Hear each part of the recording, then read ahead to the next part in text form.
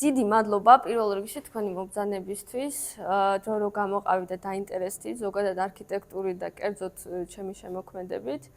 ვინც არ მიცნობთ, გაგაცნობთ თავს ორიოდე სიტყვით, მე მქვია რუსუდან ტყემალაძე, ვარ არქიტექტორი, მუშაობ გარდა ამისა თბილისის სახელმწიფო სამხატვრო აკადემიის არქიტექტურის ფაკულტეტზე ლექტორად, მოწვეული ლექტორი ვარ, ვკითხულობ თანამედროვე არქიტექტურის კურსს. თეორიული კურსია ჩემი, შესაბამისად, რა ვიცი, მეხუთე წელია უკვე ამას ვკითხულობ და შესაბამისად მინდა გაგიზიაროთ ჩემი მოსაზრებები და რაღაცნაირად ჩემი კვლევის შედეგები, რაც ამ წლების განმავლობაში ასე თუ ისე ზოგი თვითონ მოვიდა, ზოგი ვიპოვე და ასე შემდეგ.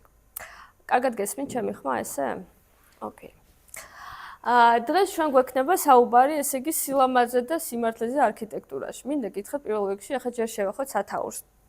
ეს იქნება დღეს, ესე იგი, საერთოდ ჩემთვისაც პირველად, როცა ვკითხულობთ ამ სათაურით ასეთ ლექციას, იმიტომ რომ ჩემი კურსი აკადემიაში, აკადემიური სილაბუსი გვაქვს და იქ გაწერილია ეპოქების მიხედვით ცოტა სხვანაირად, რა ვიცი, გრძელი კურსია, პირდაპირ გითხრათ, სხვა შორის ჩემი ლექციები დევს YouTube-ზე, შეგიძლიათ გაეცნოთ, სრულიად უფასოდ.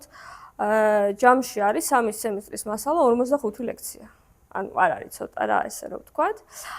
დღეს გვექნება ჩვენ საუბარი რეალურად ძალიან კერძო შემთხვევაზე, რომელიც ანუ მე მოვიფიქრე, ასე ვთქვათ, ეს დამოკიდებულება. მოვიფიქრე კი არა, უფრო შეიძლება ითქვას, რომ აღმოაჩინე. ჩემი სალექციო კურსების ფარგლებში რაღაცნაირად თვითონ მოვიდა ეს ურთიერთობა ერთმანეთთან სილამაზე და სიმართლე და მინდა გითხრათ, რა ვიცი, ახლა თავის ქება არ მიყვარს, მაგრამ სხვაგან არც ერთ წიგნში არ წამიკითხავს ესეთი კუთხით რა. ერთადერთი წიგნი, რომელშიც მეტნაკლებად წერია, ამის შესახებ არის ეს და ჩემი დაწერილი წიგნია. რომელსაც სხვა შორის გავათამაშებ მე. საუკეთესო შეკითხვისთვის, ვისაც არ გაქვთ წიგნი, გავათამაშოთ მე ლექციის ბოლოს.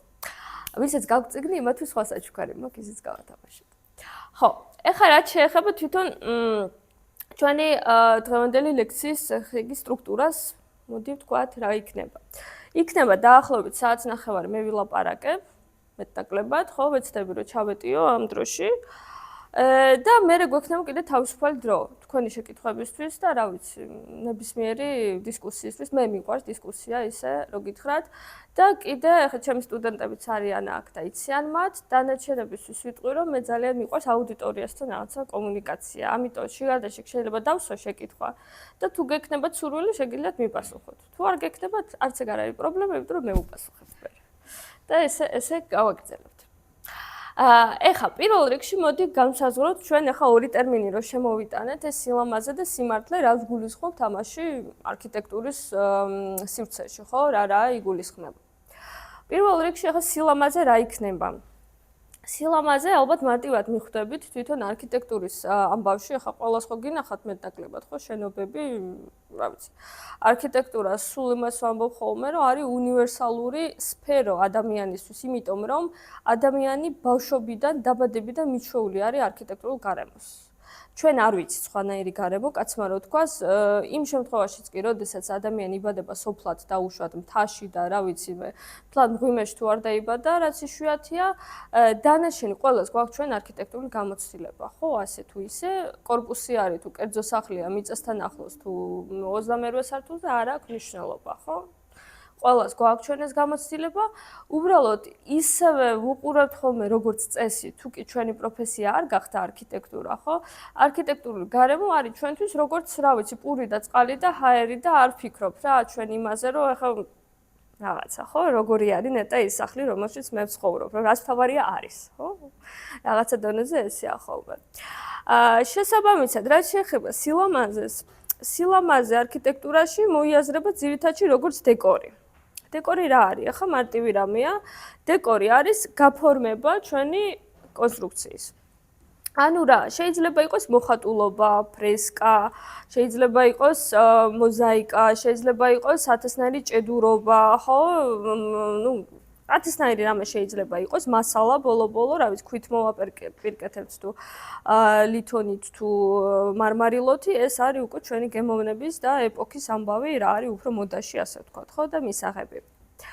შესაბამისად შევთანხმდეთ, რომ სილამაზეში გულისხმობთ ამას, ხო? ანუ მოპირკეთება და რაღაცნაირად უფრო მაღალ დონეზე, ესთეტიკურ დონეზე აყვანა ჩვენი არქიტექტურის.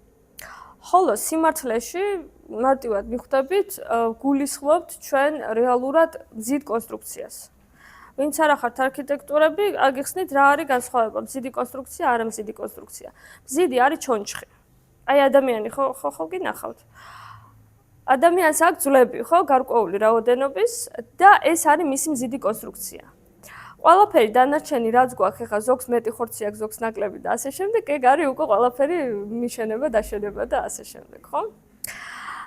და ჩვენ დეკორი არის რეალურად, რასაც ჩავიცმევთ ზედ და რასაც სამშვენისებს გავიკეთებ, შევიღებავთ, ტატუ იქნება თუ რაღაცა იქნება, ეს არის უკვე დეკორი. არ არის რთული. შესაბამისად, ჩვენ ახლა დღეს უნდა განვიხილოთ ესეთი რამე. გვაქვს ორი სიდიდე და განვიხილავთ ამ ორი სიდიდის ურთიერთობას ერთმანეთთან სხვადასხვა ეპოქის მანძილზე. ანუ მათემატიკური თვალსაზრისით ესე იგი რა დამოკიდებულება შეიძლება რომ იყოს. შეიძლება რომ ერთი სიდიდე იყოს მეორეზე მაღლა, ხო, ეს მეტია, ეს ნაკლებია. შეიძლება იყოს პირიქით, მეორე მეტია, პირველი ნაკლებია. შეიძლება იყოს რომ ტოლია, ხო? ეს არის სამი ვარიანტი. ამ სამ ვარიანტს გაჩვენებთ და გარდა ამისა გაჩვენებთ კიდე ორ ვარიანტს, რომელიც არის ასე ვთქვათ დამატებითი ისა კლასგარეშე საკითხავი მასალა. შესაბამისად, მოკლედ შევთანხმდეთ, რომ ესეთი იქნება სტრუქტურა. ამ წუთში ხო არ აქვს რამე შეკითხვები? ხო გასაგებია. ოკეი. მაშინ დავიწყოთ ახლა საჭიროებო საკითხით, უნდა კითხოთ, ვინ იცით რა არის კაპიტელი. აბეზარას შეკითხვა, კაპიტელი იცი რა არის? ეგერ? სვეტის თავი. ხო, სვეტის თავი, ეს მუშაობს, ხო? ფაქტობრივად ეს არის, აჰა, всё. გავიგე, მადლობა. ეს არის ჩვენი სვეტი, ანუ კოლონა, ხო? და აქ ამას, ესე იგი, სვეტის თავი. ამ შემთხვევაში არის დეკორირებული ეს სვეტის თავი და ნუ ფაქტობრივად ძალიან ლამაზია, შეგვიძლია ვთქვათ, ხო? კორინთული ტიპის სვეტის თავია. და ახლა მე მაქვს შეკითხვა თქვენთან. როგორ თვლით თქვენ, როგორ ფიქრობთ ამ წამს? კაპიტელი ამ შემთხვევაში დეკორატიული ნაწილია შენობის თუ მზიდი კონსტრუქციის ნაწილია? თქვენი აზრით. თქვენ მომზადებული ხართ ქალბატონო მაცას. თქვენზე ანათქვამი დადიოდაო ეს. კი, ორივე გახლავთ ნამდვილად და ახლა გეტყვით რისთვის არის საჭირო ეს კაპიტელი. აქ გვაქვს ჩვენ ვარიაციები კაპიტელის, რეალურად, ნუ ახლა მოგეხსენებათ სხვადასხვა კულტურაში, სხვადასხვა დროს იყო სხვადასხვანაირი ესთეტიკა, ხო და თავისთავად შესაბამისად ახლა ეგვიპტეში თავისი დაუშვათ ფარაონის გამოსახულების მატარებელი თუ ღმერთის გამოსახულების მატარებელი კაპიტელები არის და მათი თავისი ეთნიკური, ესე იგი, იდეოლოგია აქვს გამოხატული, ხოლო საბერძნეთში მაგალითად არის უკვე თვითონ პოლისების მიხედვით, ხო? აი, ნუ იონიაში ასეთი კაპიტელია ძალიან ცნობილი, გავრცელებული და უშუალოდ კორინთოში ესეთია, რაც წეგან გაჩვენეთ, ხო, იმის მსგავსი და ასე შემდეგ. ანუ ყველასთვის არის დამახასიათებელი თავისი, ესე იგი, ეთნიკური დეკორი, მაგრამ შინაარსი არის ერთი.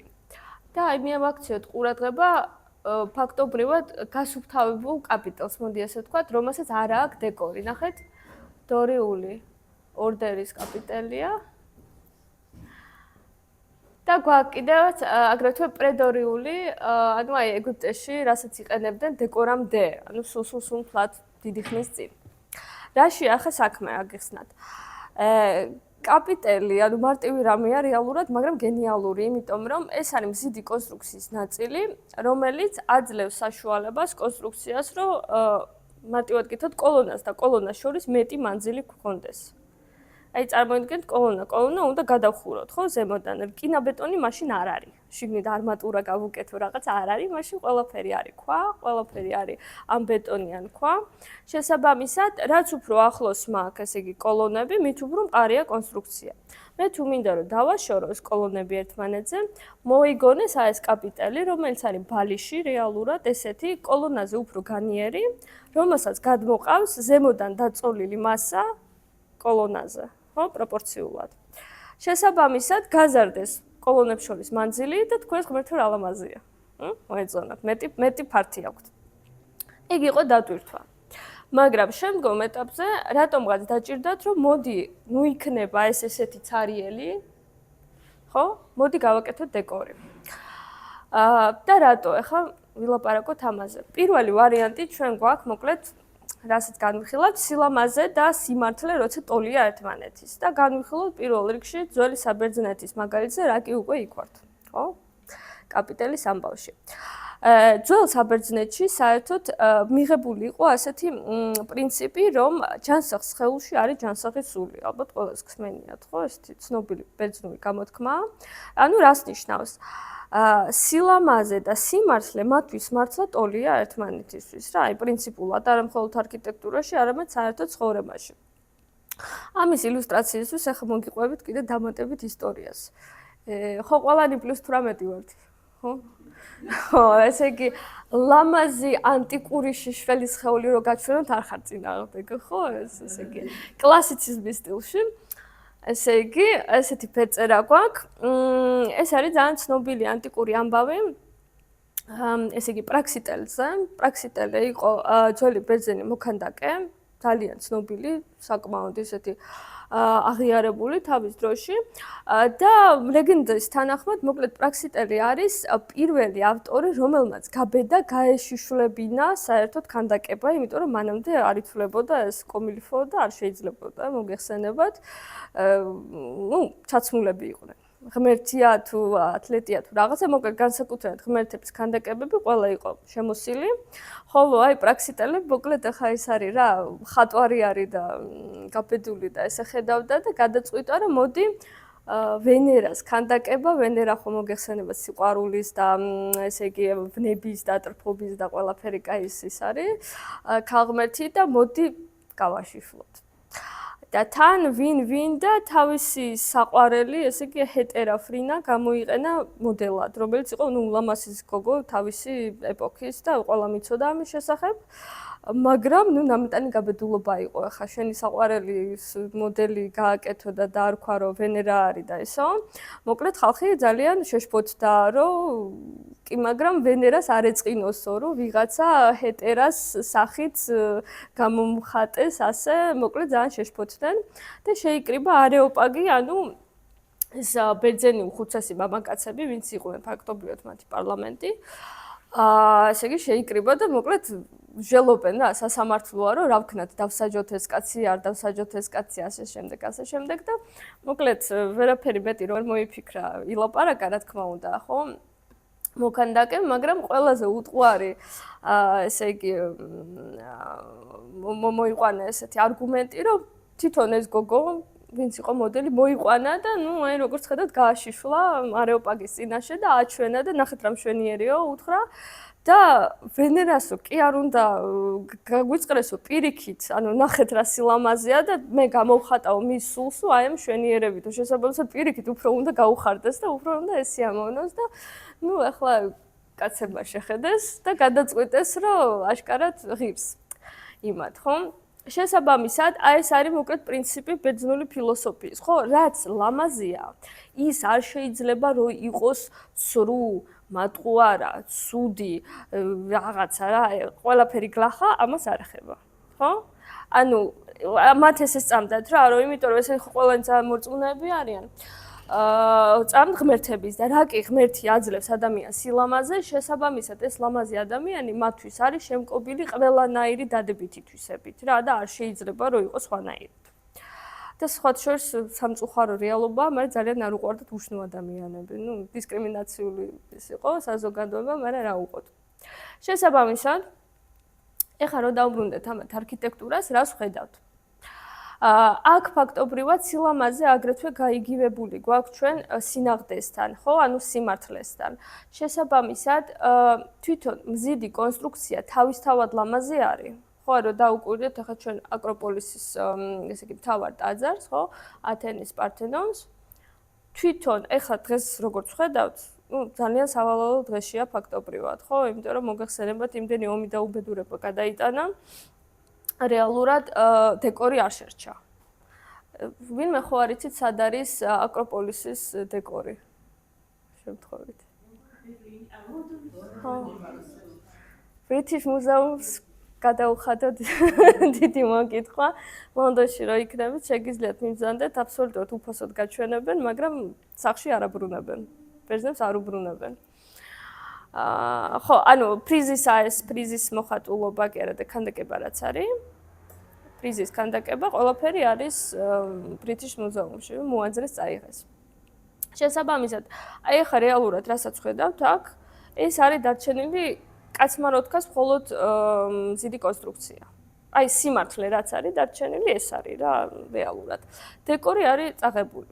მაგრამ მინდა გითხრათ კიდე ერთი მაგალითი, დაუშვათ აკროპოლისის კერდა პართენონის გვერდზე, აი აქ მარცხნივ დგას ეს ტაძარი. სადაც გვაქვს ჩვენ უკვე კარიატიდებით გაწყობილი პორტიკი, ხო? ანუ კოლონებია, რომლებსაც აქვთ ახალგაზრდა გოგოების ვიზუალი, ხო? ხო ჩანს? ეხლა აღარ გითხართ ალბათ რომ მარტივად გამოიცნოთ, მაგრამ ეს ბევრს გონია მოკლედ რომ რა კი ეს ლამაზები არიან, ეს გოგოები, ეს იქნება დეკორი. ხო? მაგრამ სინამდვილეში მინდა გითხრათ რომ ეს ქანდაკება არის ჩვეულებრივი მზიდი კოლონა, სვეტია, ხო? შესაბამისად, ეს არის იდეალური მაგალითი, როდესაც ეს სილამაზე და სიმართლე შეერწყა ერთმანეთს, ხო? ანუ თან მზიდია და თან არის უმაღლესი დონის დახვეწილობის ესთეტიკური ქანდაკება, მრგვალი ქანდაკება, ყველა მხრიდან დამუშავებულია ჩანს, ხო? შესაბამისად, მოკლედ მე მგონი დავამტკიცეთ, ხო, რომ ამ შემთხვევაში გვაქვს ჩვენ ასეთი მაგალითი, როდესაც სილამაზე უტოლდება სიმართლეს. გასაგებია? გავაგრძელოთ მაშინ. საწყალი ეს გოგო რა სირცხული აჭავეს და რისი გულისთვის. ნუ რა ვიცი ახლა. როგორ გითხრათ მე. კაი. ეხლა გავაგრძელოთ ის ვარიანტი განვიხილოთ, როდესაც სილამაზე აღემატება სიმართლეს. სხვა ეპოქაში გადავინაცვლოთ, ვილაპარაკოთ საფრანგეთის დიდ მეფე ლუი მე-14-ზე, რომელიც იყო ფაქტობრივად აი სილამაზის მოწვიალი კაცი, ეგ იყო თუ იყო და კაი ცხოვრების და ასე შემდეგ. ოღონდ, ეხლა მინდა ცოტა ის მოვხატო რა, თვითონ ანდურაჟი. მე საერთოდ მიყვარს ის ამბების მოყოლა. ხაჭა ყველა ჩემ პროფესიას ის აერთიანებს, რომ ამბების მომყოლი ვარ რა და მოკლედ ეგეთი სტილი მაქვს მეთხრობის და იმედია არ მოგაწვენთ. მოკლედ ლუი მე-14 იყო ძალიან, ანუ რა ვიცი, ერთ-ერთი ყველაზე კაშკაშა მეფე ალბათ საერთოდ ევროპის ისტორიაში საფრანგეთში მით უმეტეს. ძალიან ახალგაზრდა ასაკში გამეფდა, ფაქტობრივად თინეიჯერი იყო. და მანამდე უყურებდა, ესე იგი, როგორ მოკლეს მამამისი, როგორ მოკლეს ბიძამისი და ანუ ძალიან სერიოზული ომი მიმდინარეობდა მისი ტახტის შენარჩუნებისთვის რა. შიდა ომი იყო საფრანგეთში ჩვეულებრივი და ამახოცეს მთელი მისი ნათესავები და მე კიდე წლების მანძილზე დედამისი იყო მარია მედიჩი იყო რეგენტი და ნუ მე ფაქტობრივად ხელიდან წაგლიჯა ამ ბიჭმა მმართველობა, იმიტომ რომ ის ქალი არ თმობდა არაფრით. მაგრამ მანამდე რო გითხრათ, თვითონ ლუი მე-14 იზრდება ძალიან მაღალ ესთეტიკურ გემოვნების მქონე ადამიანად. ანუ ბიჭი არის თავიდანვე განწყობილი ძალიან აი ხელოვნებისკენ, ფაქტობრივად ხელოვანია რა, ამოდი ესე ვთქვათ. პირველ რიგში მნიშვნელოვანი არის რომ მეფეც ეკყავს. ხო, ანუ მეფეც ეკყავს და ბალეტის კულტურა საერთოდ მოდის მაქედან. ევროპული ბალეტი არის ლუდოვიკო მე-14-ის დროინდელი ფაქტობრივად ესეთი ნოუ-ჰაუ და საყვარელი თემა. მაშინ იყო სინთეტური ხელოვნება, იყო თეატრი, სადაც იყო ბალეტი, ცეკვა, თან მღეროდნენ, თან მუსიკოსები და მოკლედ აი რაღაცა ესეთი ოპერის წინარე ესეთი სინთეტური ხელოვნების ეპოქა არის. სხვათა შორის ბანგასთან დაკავშირებით გირჩევთ ძალიან კაი ფილმია, ფრანგული, ქვია მეფეც ეკყავს. ესე ქვია.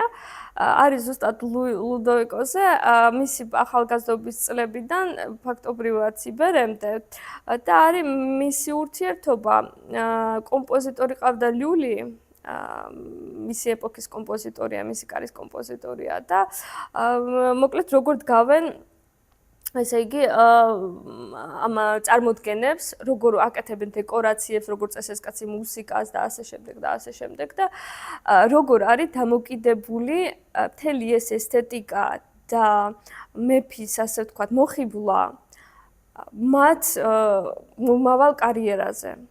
ანუ მარტივად რო გითხრათ, რაც უფრო მეტად მოეწონება მეფეს შენი გაკეთებული ყველაფერი, რასაც აკეთებ, ხო? დადგმა იქნება, თუ ინტერიერის დეკორი იქნება, თუ ბაღის დეკორი იქნება, თუ ტანსაცმელი იქნება, თუ ვარსკვლავობა იქნება, ხო?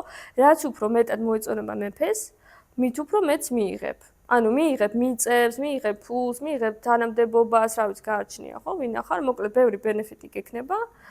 და ამასობაში რაც ნაკლებად მოეწონება, რა თქმა უნდა, ნაკლები შანსები გაქვს ცხოვრებაში და ეს ყველაფერი ეხება სხვათა შორის არა მხოლოდ ხელოვანებს, არამედ არისტოკრატიასაც ძალიან დიდი დოზით. იმ დოზით, რომ მანამდე მაგალითად არ არსებობდა კოდექსი საერთოდ როგორ უნდა მოიქცა სამეფო კარზე. ლუი მე-14-მ შექმნა კოდექსი, სადაც აი გაგიკვირდებათ, მაგრამ უწვრილეს დეტალებამდე იყო ნაფიქრი, როგორ იქცევა არისტოკრატი მეფის კარზე. ანუ რა აცვია, როგორ შემოდის, ვის ეკუთვნის, რო დაჯდეს, ვის ეკუთვნის, რო არ დაჯდეს, უნდა იდგეს მაშინ თუნდაც მთელი დღე, ხო? რა უნდა ჩაიცვას, როგორ უნდა ილაპარაკოს, როგორ უნდა დალიოს, როგორ უნდა ისუნთქოს, როგორ უნდა იცეკვას, როგორ უნდა ყველაფერი. ანუ რო გითხრათ, ისე დიდი სიამოვნება ვერ იქნებოდა ალბათ ლუის კარზე არისტოკრატობა მაინც და მაინც, მაგრამ ყველას თავის ჯვარი აქვს, ხო? ხო, ამ დროს ყველა ჰერცოგი იყო და ასე შემდეგ რა, ანუ ძალიან მაღალი დონის ხალხზეა საუბარი. და გარდა ამისა, რომ მეფე არის მოკლედ გიჟივით ესთეტი და ყველაფერი უნდა იყოს ულამაზესი მის გარშემო, ანუ სხვანაირად არ შეიძლება, უბრალოდ ლამაზად თუ არ გამოიყურები, მაგ რა გინდა, ხო? კარი იქით არის. გარდა ამისა, კიდე ქონდა ესეთი ძალიან კონსპირაციული საშინელი შიშები იმისა, რომ მამამისივით მოექცეოდნენ და მზაკრულად მოკლავდნენ სადმე. შესაბამისად, ქონდა მანიაკალური ესეთი მართვის და კონტროლის სურვილი და მოიფიქრა ასეთი რამ, რომ უწინ ახლა მანამდე მოგეხსენებათ ჰერცოგებს, მარკიზებს, რა ვიცი მე და გრაფებს და ასე შემდეგ, დიდებულებს აქვს თავისი მიწები, ხო, ყველას თავისი მამულები აქვს, თავისი საქმე აქვს და ქვეყნის რაღაცა არის, ხო, ხდება კიდე ცხოვრებაში და ყველა იყო ხოლმე თავის მამულში და ტერიტორიაზე. და ლუი მე-14-მ თქვა, არა. თქვენ მონდიხართ ყველანი ჩემთან და თქვენ ხართ ჩემი კარი. და ყოველდღე ჩვენ გვექნება კომუნიკაცია. მოიხმო ყველა თავის დედიან, წულიან, ბავშვიან, იმიან, ამიან, ანუ ამხელა ხალხია. და სპეციალურად ამისთვის ფაქტობრივად დააშენა უზარმაზარი რეზიდენცია, ხო, რომელიც არის ვერსალის დიდი სასახლე პარიზის გარეუბანში, ფაქტობრივად, ნუ პარიზთან ახლოს არის სოფელი ვერსალის ესე იგი მიმდებარედ. უზარმაზარი კომპლექსია, ეს არის ძველი ფერწერა. და სხვათა შორის მინდა გითხრათ, ანუ ახირება იყო აბსოლუტურად მეფის, იმიტომ რომ გრუნტი იქ არ ვარგა. იყო ჭაობი. პირდაპირ ვთქვათ, იყო ჭაობი. აი იმ ფილმს თუ ნახავთ, იქ არის ეს სასცილო მომენტი, როდესაც ეს მეფე აღფრთოვანებული მიდის ამ რაღაც ეს ჭალა არის და ეს ხალხი მოყვება უკან და ჩვენ აქ ავაშენებთ, იმას ავაშენებთ, ამას ავაშენებთ და უცებ ტყლუპ და ვარდება ემაში ჭაობში. ძლივს ამოიყვანეს, მე ეს ჭაობის წყალი რო ყლაპა დაემართება მალარია თუ არ ვიცი რაღაცა და მოკლედ ძლივს მოაბრუნეს ეს ახალგაზრდა კაცი ლამის მოკვდა ამ ამბიციებში. ხო და მადლობა ხმებს, კარგად დამთავრდა ეგ ამბავი, კიდე სიბერემდე იცხოვრა და ააშენეს ფაქტობრივად, აი უზარმაზარი სამუშაო გასწიეს, იმიტომ რომ იმ ჭაობის დაშრობა თქვით, მერე ახალი ხელოვნური ისინი გაჭრეს, რა ქვია, არხები და ru არის შემოყვანილი, ხო და ხელოვნური არხები არის და ხელოვნური ტბორები აქვს და ეს ყველაფერი არის აბსოლუტურად კონტროლირებადი. შესაბამისად, როგორც თავის ხალხს აკონტროლებდა და ექცეოდა ესე მანიაკურად, აი ეგეთივე პროექტი არის, რომ ჩახვალთ და დაათვალიერებთ, მიხვდებით, რომ ერთი ფოთოლი არ არის ზედმეტი არსად. აი ყველაფერი გალოკილია, ყველაფერი ნაფიქრია ყველაფერზე და არის ანუ აბსოლუტური ფუფუნება. ძალიან ძვირი დაჯდა ეს ყველაფერი. აი ფაქტობრივად, რომ მარტო ვილაპარაკოთ ინტერიერზე, ხო, ახლა ბაღებსაც რო აღარ შევეხოთ. ამას ვერ ვადიდებ, რაღაცა ვერ ვადიდებ. ну კაი, ჩანს ხოლმე მგონი მაინც აი შეხედეთ თვითონ ეს გასასვლელი დარბაზი რაც არის, ხო? ეს იყო ფაქტობრივად ერთ-ერთი ასეთი მნიშვნელოვანი ამბავი, რომ მეფემ უნდა გამოიაროს დილით და აქეთ იქ დიდებულებით განან და ყველამ ესე იგი თავი უნდა დაუკრას და იქაც თავისი იერარქია იყო, ვინ ახლოს დგას, ვინ შორს დგას, ვინ იქ დგას, რაღაცა მოკლედ მაგას თავისი წესი კანონი ჰქონდა. ხო და აქ უბრალოდ მინდა მიაქციოთ ყურადღება, რა არის ყველაზე ძვირიანი ამ ინტერიერში თქვენი აზრით?